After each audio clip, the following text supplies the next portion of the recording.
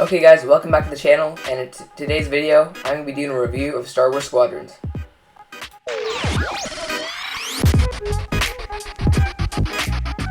Okay guys, here I am with the review. I know it's a bit late because most of the reviews were up this morning, but I didn't get the game early like most of the big YouTubers. I got up at 7:15, played the game before school, played the game at my lunch break, and now I think I am finally ready to review the game, so let's get into it. Okay guys, so when you start the game, you see the menus and the loading screens and everything, and then you finally get in, and you see the character customization. Now, the character customization, I don't think it's too good. You have maybe like 12 preset faces to choose from. One thing is cool, you can actually choose your character's personality and voice. In some games you can choose your voice, but here you also choose your personality. So you can have like a veteran, or a rookie, or a hothead or something. I think that's pretty cool, or an ace pilot. That stuff's pretty cool. Not too much of the face customizations, and most of the cosmetics you unlock later on in the game. If you pre-ordered it, then you do get a few extra cosmetics. I didn't see any for my Imperial pilot, but I was kind of just focused on getting into the game. But I do know there are some for the Imperial pilot.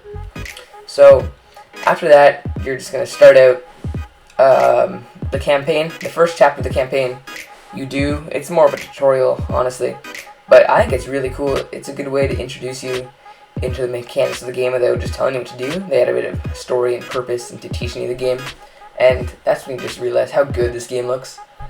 Star Wars Battlefront 2, it had the ship line, and it looked good from the cockpit. I don't know, I didn't really like the third person too much, and the space battles just weren't that fun in ships.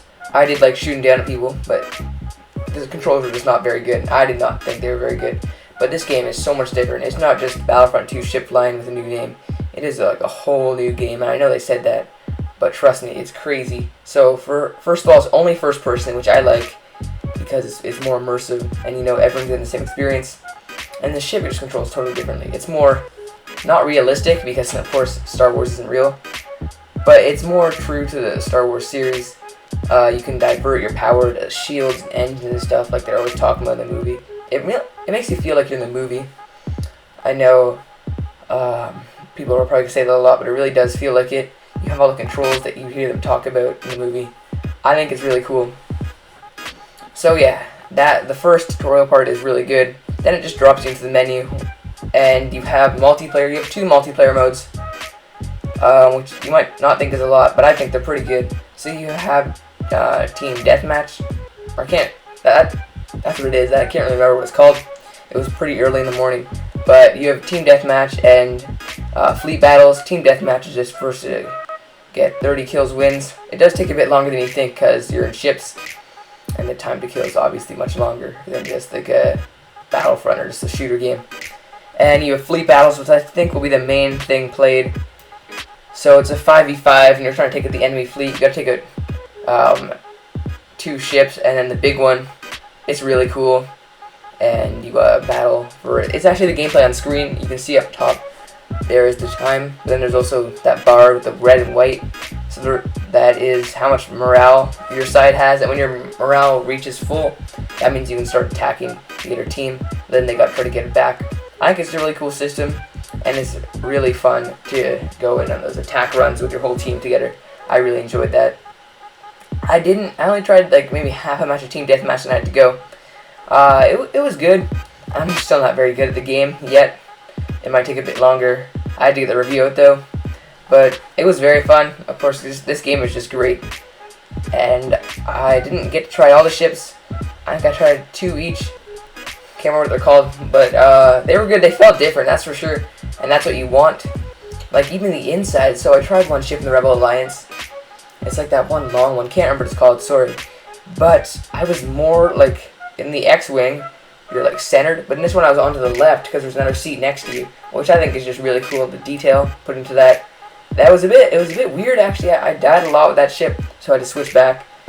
But if you get used to it, that'd be great. But I like how the ships feel different, not just in how they play, but also in how they look and the whole experience of it. And now let's get on to the campaign. So I didn't finish the campaign. I didn't want to rush through it because I think it's going to be very good. And I don't want to do any spoilers, but I've heard a lot of other YouTubers say this. But it's not really built on building your character, like that's not what it's about, or any characters really. It's more about telling a story, which I really like because I've always been interested in what happened after Palpatine, in between that and the Disney prequels, or sequels, sorry. And yeah, so it tells the story of that. I'm glad there's not too much character development because ultimately it's just a game about flying your ship, which is what I want. I know that's not for everyone, they want those nice characters, but I like how it just tells the story of what happens and what it was like, because that's what I'm most interested in Star Wars. It's not a super long campaign from what I've heard, 6 to 8 hours.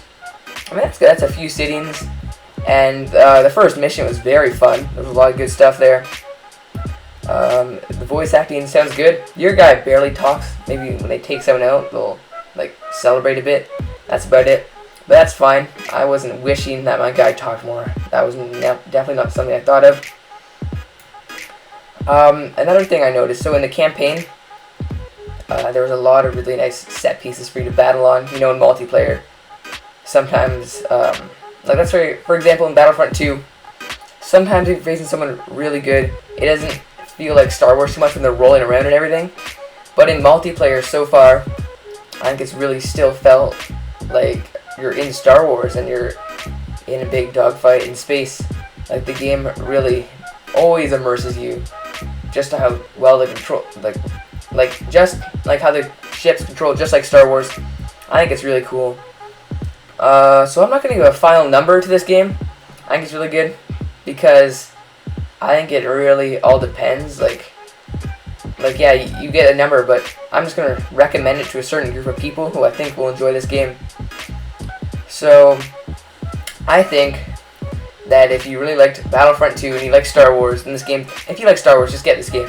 I think it's great, and it really does expand on the canon of the Star Wars universe, which I think is nice. I know there's books and stuff about that, but this is a nice way to play it in a video game. And if you like maybe like playing flying games, or just anything, flying games, I think you will also enjoy this. Well, it's not as realistic as like Flight Simulator or something. It's still pretty cool. You can like divert power to engines. I know it's not at all like the same, but it's cool to do it in space. It feels really nice, and this game looks so good. So if you're a fan of Star Wars or a fan of flying, I definitely recommend this game to you. And also, I've seen some people worried that there's not enough content and stuff in the game. So far, I think there's a great amount. I mean, if you have friends especially, I think it's going to be really fun, setting up different positions for your friends, choosing different classes, and attacking a Star Destroyer. I think that'd be really cool. I haven't had a chance yet. And also, this game's not full price. It's not a full AAA, $80, $60 game, depending where you live. So I think it's definitely worth it, and I have to recommend this game if you like Star Wars, or even, yeah, I just recommend this game to anyone, honestly, because it's not full price. And so that's my review of Star Wars Squadrons. I want to do it all in one take, so you get my honest opinion on the game, and it didn't feel fake, because I was cutting it a lot. So if you guys enjoyed, please subscribe, leave a like. Also, let me know down below in the comments, should I do a Let's Play?